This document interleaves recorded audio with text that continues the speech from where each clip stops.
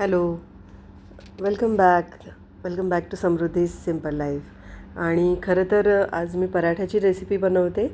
आणि ही रेसिपी आहे ना, म्हणजे फ्रीज बंद पडला म्हणून मी बनवली आणि खूपच उत्तम झाली होती. कारण फ्रीज बंद पडला अचानक आणि मग त्याच्यामध्ये फ्रोझन मटार होते, पनीर ठेवलं होतं डीप फ्रीजमध्ये. तर मग आता म्हटलं काय करूया याचं. तर विचार केला की पराठेच बनवूया आपण छानपैकी. आणि इतके चविष्ट पराठे झाले होते ना.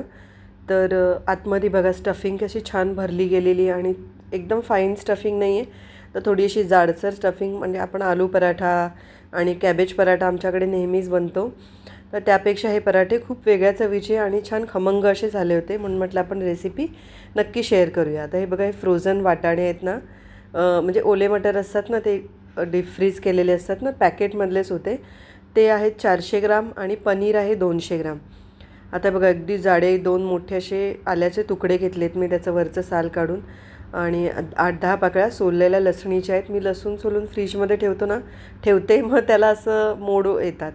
आणि 2 चमचे मी धने घेतलेत आणि 1.5 चमचा मी बडीशोप घेतली आहे, थोडीशी काळी मिरी घेतली आहे आणि 5-6 अशा हिरव्या मिरच्या घेतल्या. तुम्हाला तिखट कमी हवं असेल ना मुलांसाठी वगैरे तर कमी करा. आता काय केलं आहे, जो गरम मसाला आहे तो ड्राय भाजून त्याची पावडर केली बाजूला आणि आलं लसूण मिरचीची एक वेगळी पेस्ट केली. आता इथे ना मी मोहरीचं तेल घेतलं आहे, त्याच्याने खूप चव छान येते. मला जे हवं ते घ्या. आणि ह्या तेलामध्ये ना कांदा टाकला आहे. एक मीडियम साईजचा कांदा होता, तो कांदा टाकला छान. आणि मी थोडंसं मीठ टाकून असं ते परतवून घेतलं. हा बघा, जो मसाला आपण घेतला होता ना, धणे जिरे आणि काळी मिरी, तो याच्यामध्ये मी टाकला मसाला. त्याची एका साईडला भाजून पावडर केली होती. ओके, तर तो मसाला याच्यामध्ये टाकून घेतला, छान भाजून घेतला. आणि आता याच्यामध्ये आपण ॲक्च्युली आलं लसणाची पेस्ट टाकायला पाहिजे होतं, पण व्हिडिओ शूट करताना असं बऱ्याच वेळेला होतं आणि माझी ती आलं लसणाची पेस्ट साईडला राहिली. मी इथे वाटाणे काय केले होते, बॉईल वगैरे केले नाहीत मी, असेच त्यांची दरदरीत अशी मिक्सरला पेस्ट लावून घेतली. आणि बघा, अगदी दरदरीत आहे, म्हणजे एक टेक्स्चर येतं पराठ्याला छान. एकदम फाईन पेस्ट नाही करायची आणि छान खमंग भाजून घ्यायचं.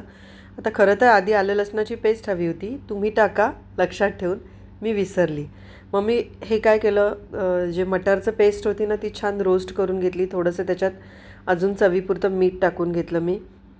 आणि मग पनीर काय केलं, पनीर एकदम असं जाडसर मॅश करून हातानेच असं चुरकटून घेतलं आहे, मॅश करून. बघा, पनीर भुर्जीला वगैरे आपण घेतो ना तसं. अगदी फाईन त्याची पेस्ट करण्याची गरज नाही आहे. आणि मी हे ह्याच्यामध्ये टाकून घेतलं. हे पराठे चवीला अतिशय उत्कृष्ट लागतात आणि प्रवासामध्ये न्यायला पण खूप छान रेसिपी आहे. कारण असं होतं ना की 2-3 दिवस सहज हे बाहेरच्या ह्याच्यामध्ये टिकतात, फ्रीजमध्ये तर जास्त दिवस टिकतील. डब्यासाठी पण एकदम बेस्ट रेसिपी, एकदम फिलिंग आहेत आणि चविष्ट आणि वेगळ्या चवीचे आहेत थोडे. पनीर टाकून छान मिक्स करून घेतलं. आणि मग ह्याच्यामध्ये आपले नेहमीचे जे मसाले आहेत ना, ते मसाले टाकायचे आहेत. म्हणजे आपला थोडासा हळद टाकायची, लाल मसाला टाकायचा आहे. तुम्हाला वाटत असेल तर गरम मसाला टाका. मी थोडंसं अवॉइड केलं गरम मसाला टाकायला, कारण मला ना ते आलं लसणाच्या पेस्टमधलेच असे हवे होते. तर आलं लसूण पेस्ट बघा मी आत्ता टाकली याच्यामध्ये. मला नंतर दिसली, म्हटलं अरे हे मी काय केलं. मग आलं लसूण पेस्ट मी टाकली याच्यामध्ये आणि छान मिक्स झालं होतं. ह्याची ना कचोरी करतात ना, एक थोडीशी जाडसर कचोरी असते बघा, त्या कचोरीसाठी पण हे फिलिंग खूप छान आहे. तर तेही ट्राय करू शकता तुम्हाला आवडत असेल तर. आता हे मस्त ना मी साईडला काढून घेतलं आणि थंड करून घेतलं. हे बघा, एका डिशमध्ये काढलं बाजूला आणि थंड करून घेतलं आणि पराठे बनवायची तयारी केली. आता पराठ्यांसाठी पीठ काय असं वेगळं स्पेशल पीठ बनवण्याची गरज नाही. गव्हाचं पीठ घेतलं, त्याच्यामध्ये थोडंसं मीठ टाकलं, कलोंजी टाकली, 1 चमचाभर तेल टाकलं आणि छान पीठ असं अगदी सॉफ्ट, तुम्ही पिठाचं बघू शकता कन्सिस्टन्सी, सॉफ्ट असं मळून घेतलेलं आहे पीठ. आता हे जे मिक्सचर आहे ना, त्याचे छोटे छोटेसे असे गोळे करून घेतले. आणि एक आपण असं पुरणपोळीला कसं बनवतो त्या टाईपचं बनवून घ्यायचं. आणि त्याच्यामध्ये एक स्टफिंग भरून घ्यायची. मस्त मोठा गोळा घेतला आहे स्टफिंगचा भरून, म्हणजे स्टफिंग खूप छान लागते आणि दह्याबरोबर खूप छान लागतात. पण हिरवी चटणीबरोबर आणि टमॅटो सॉसबरोबर पण, मुलांना तर सॉसबरोबरच आवडतात. ह्याच्यामध्ये मस्त ना दाबून दाबून मी स्टफिंग भरून घेतली.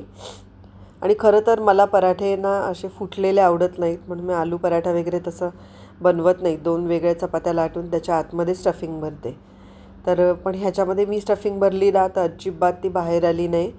कारण की पनीर आणि मटर ह्याचं एकदम छान एक मिक्सचर बनतं. बाइंडिंग त्याला खूप छान येतं ऑटोमॅटिकली. ओके, आता हे मस्त लाटून घेतले. हलक्या हातानेच असे लाटून घ्यायचे. असा एक वेगळा डब्बा बनवून ठेवते मी गव्हाच्या पिठाचा. त्याच्यामध्ये डिप करून आपण पीठ घेतो ते चपातीला पराठे कशालाही, आणि मग तो डब्बा साईडला ठेवायचा. आता हलक्या हाताने मी पराठे लाटून घेतले. बाजूला तवा गरम करायला ठेवला आहे आणि स्टफिंग तुम्हाला दाखवते. याच्यामध्ये बघा अगदी काठोकाठ भरली गेलेली आहे स्टफिंग, आणि त्याच्यामुळे ना एकदम चविष्ट लागतात, खुसखुशीत होतात. खूप असे मऊ मऊ नरम असे होत नाही ते, आणि एकदम खमंग खुसखुशीत होतात हे पराठे. एकदम कोपऱ्यापर्यंत त्याची स्टफिंग भरली गेलेली आहे. आता या पराठ्यांना तूप लावून जर शेकवलं तर आणखी छान लागतील, पण मी तसं तूप वगैरे नव्हतं लावलं पराठ्यांना. मध्यम आचेवरतीच त्यांना छान शेकवून घ्यायचा. पराठा थोडासा जाड असतो मग एकदम फुल फ्लेमवरती शेकवून घेत नाही मी, आणि शेकवताना त्याला थोडंसं तेल लावलं आहे दोन्ही बाजूनी. छान खमंग पराठे झाले होते. ही रेसिपी अगदी मस्त ट्राय अशी रेसिपी आहे, नक्की ट्राय करून बघा. आणि जर ट्राय करून बघितली तर कमेंट करायला विसरू नका, कारण की ही थोडीशी वेगळ्या पद्धतीची म्हणण्यापेक्षा पराठ्यांमध्ये मुलांनाही जास्त आवडतात किंवा आपल्यालाही जास्त ना आलू पराठाच आवडतो, तो चविष्टही तितका बनतो. पण हे पराठे एकदम छान बनले होते, आणि ह्या स्टफिंगची ना आपण कचोरी पण बनवू शकतो. तर एकदा नक्की ट्राय करून बघा. ही रेसिपी आवडली असेल तर प्लीज कमेंट करून सांगा, आणि माझ्या चॅनलला लाईक, शेअर आणि सबस्क्राईब करायला विसरू नका. आणखीनही मी बरेचसे व्हिडिओ असे घेऊन येईन रेसिपीजचे. तर एकदा एक सबस्क्राईब बटन दाबून टाका. ही जर पराठ्याची रेसिपी आवडली असेल तर ती फॉरवर्ड करा, शेअर करा. Thank you so much.